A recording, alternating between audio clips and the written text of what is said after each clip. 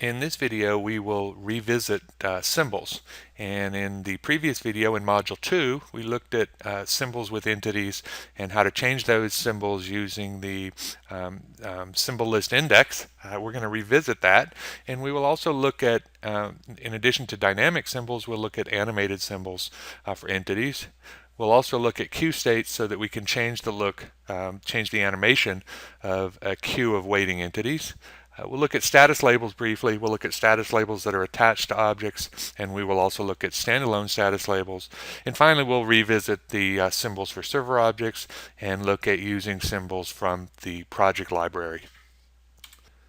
Okay, for revisiting symbols, let's start with building a really simple little model. We're going to do a source server sync model like we've done before. So I'm going to put my source, my server, and my sync, and I want to connect these with a path, and I'm going to do a curved path here.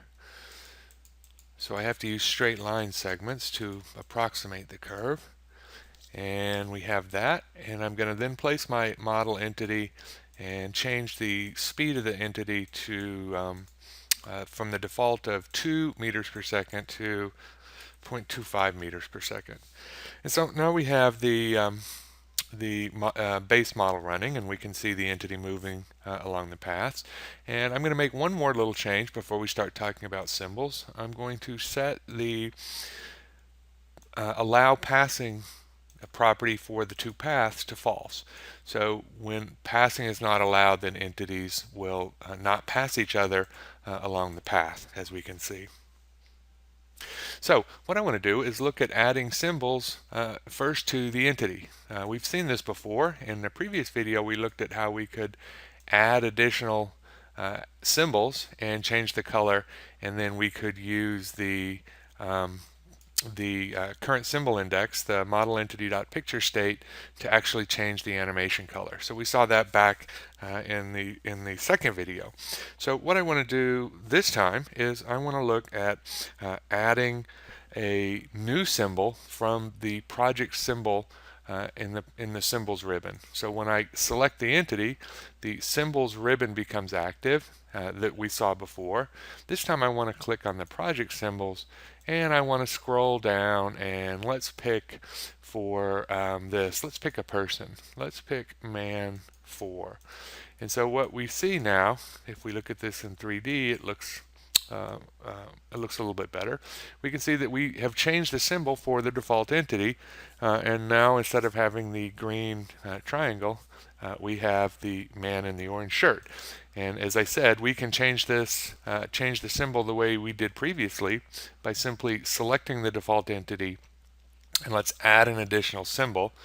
And now we have two active symbols, or two symbols in the symbol list. So let's change the color. In this case, let's change the shirt color from orange to blue. And so now we have two symbols that are associated with the entity. And as we saw before, we can change that symbol by simply modifying or using a state assignment, with the state being model entity.picture.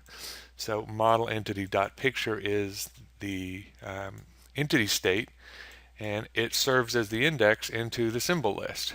So now when we run, we see the symbol with the orange shirt until we come out of server 1. Now the symbol has the blue shirt. So let's stop the animation, and what I want to do is go back and delete the additional symbol. So now we only have a single symbol in the symbol list, and I'm also going to get rid of my my model entity state assignment here. So we essentially are back to where we started. And what we want to look at now is a new type of symbol that has animation. So if I choose the project symbols and I scroll down to the section of animated people, let's take and look at female 1. And so when we now look at in 3D mode, and run, we can see that unlike the previous symbol, we are getting animated motion from the symbol. And so for this symbol, the female appears to be walking. And so this is a nice touch from an animation perspective. And we can also have additional animations. If we look at our default entity properties and go look at the animation section like we did before, the current animation index and default animation action are both active now because Simio knows that this is an animated symbol. And so what we want to look at, if we right click on the entity and scroll down to the very bottom, list animations of the active symbol, we can see we have several different animations that are associated with this symbol. And so, for example, if I look at scared run, for example, is number 6, I can simply change the model entity.animation to that number. And when we change that number to 6, then we get the scared run animation. Similarly, if I change it to, if we look at our list again and change it to number 24 for the swim animation, now we can see that our entity appears to be swimming. So again, it doesn't really add any functionality, but it's a nice animation feature for your model. So as we did before, when we looked at changing the color, we can also change the animation as the model runs. So if we switch this back to the default of model entity dot animation, ANI animation, so notice it goes from bold to non-bold, saying okay, we're back at the default. We can then set the model entity animation entity state. So for example, when the entity is moving now, we can change the server or change the state using a state assignment like we did before. Except in this case, the model entity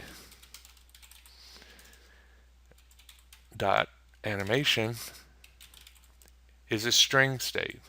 And so, whoops, model entity animation, and we set to the string value rather than the number. So in this case, we'll set the value to swim, and we do that when the entity leaves the server. So now we have the server with the default animation coming out of source 1. When the entity gets to the server, they then switch the animation to the swim version.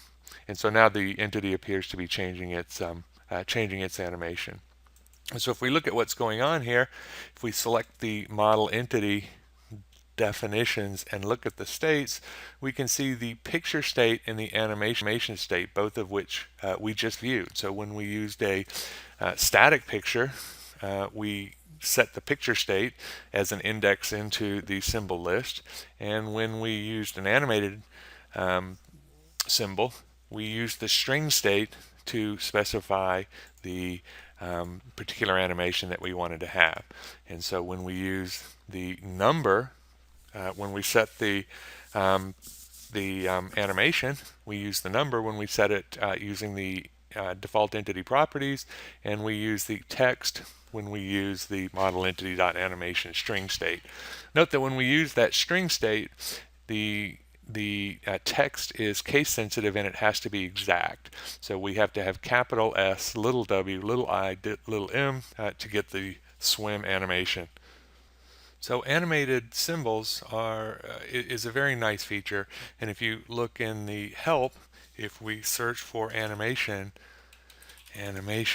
you can see that there is a help topic, a very detailed help topic on animated moving objects, or what is referred to as walking people. And so you can see how the symbols are defined. You can see examples of what we just did by changing the active symbol and so on. You can also see some information down at the bottom about how to create animations or how to edit animations if you so desire. Now that we have our animated people, I want to switch gears a little bit and talk about the animation of the queue states. So we've seen before when we have talked about the server object that we have three different locations where entities can reside. You have an input buffer, you have a processing station, and you have an output buffer. In this case, we see entities in the input buffer and the processing. And so what I want to do is talk about the animation, the options for animation of these queue states. So the first thing I'm going to do is I'm going to increase the processing time so we actually build up a couple of queues. So I'm going to set this to, let's do twice what it is now, 0.2, 0.4, and 0.6. And now when we run, we should see the entities back up. And let's focus on the input queue, since that's going to be very easy for us to manipulate by increasing the processing time. And so in fact you can see our queue building up. And as we've seen before, we can simply drag the end point of the queue and lengthen the queue. The queue is, and you can in fact move the queue as I've just done here. Let's switch this to 3D mode and you can get a better view of our queue. So in looking at the ribbon, the appearance ribbon, since we have the queue selected, we now see the queue tools ribbon and the appearance of the queue state. And so we have the alignment section, which is set to none currently, and let's take a look at that. And so under the default, we can see that we just show the queue as a line and entities just back up along the line. If we switch this to a point-oriented queue, now we have specific points that we can place, that we can actually place the entities that are waiting in the queue. And the point-oriented queue is defined by these vertices. So I can add another vertex and another vertex, and let's add another vertex, and let's add another one. And so you can see that when we run now, the entities are going to be placed at the specific locations of the vertices. And so when we build up a little queue here, we'll take a look at it. And I can select and move this around as the model's running. And so instead of having all my entities in a line, I could make the entities, in a square shape. I can have the entities actually move in 3D. So if I hold down the Shift key, I can move the points up or down. And so you can see that with the point-oriented queue, we can actually shape the look any way we want. Similarly, by dragging the orientation, we can change the orientation of the entities as they reside at the individual point. So with the point-oriented queue, it lets me specify particular locations that we want the animation of the entities in the queue. We also have oriented point, which lets me change the orientation of the individual vertices that comprise the overall queue. So you can see that this animation of the queues offers tremendous flexibility in terms of how the animation looks as the model runs. The next thing I want to look at are in our symbol section are status labels. So what I'm going to do is I'm going to select the server, and then again we see the symbol ribbon being shown, and I want to look at status labels first. So I'm going to click on the status label and then place the status label in the facility view. And if I look at the properties, we can see that this status label is attached to server 1. And so what that means is I can define the expression of what to show based on server 1 object instance. So I'm going to, in this case, let's look at input buffer capacity, or I'm sorry, input buffer contents, and what this is going to show me is the number of entities currently in the input buffer. Because we have our point-oriented queue, we can't necessarily see all of the entities in the queue, and so what the status label will tell me is keep track of the actual number. And so you can see as we increase the number in queue, I think we had 6 points, 1, 2, 3, 4, 5. We have 6 points, but we actually now have more than 6 entities in the queue. You just can't see them.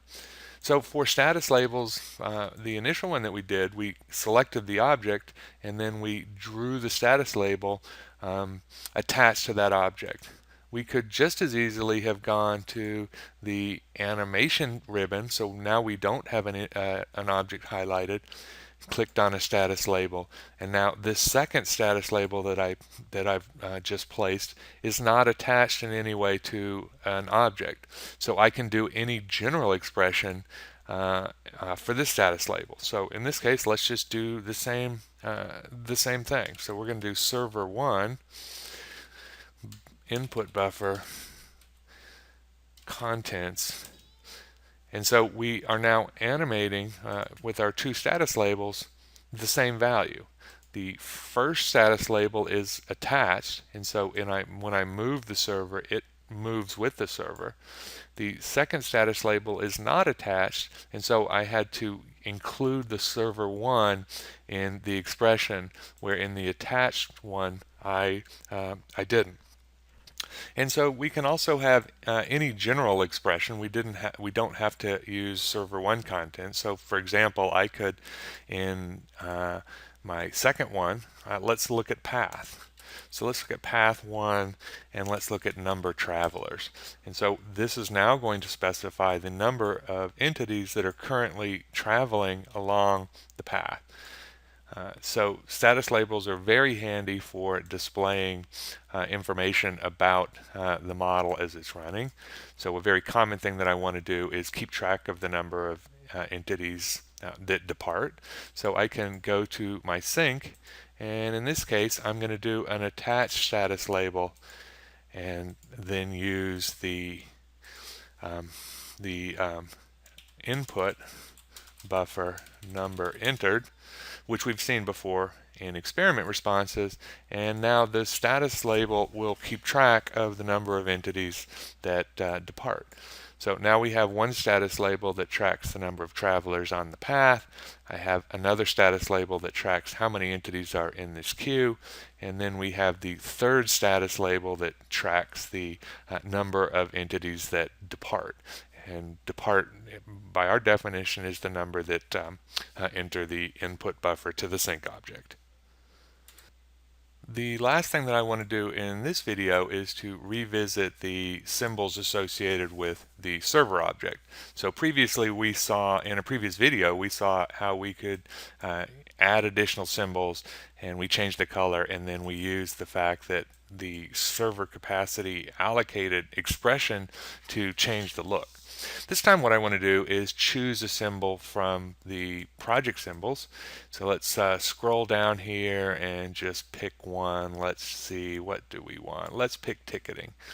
So when I pick the ticketing symbol and then look at this in 3D, we see that we have a ticketing kiosk from our project symbols.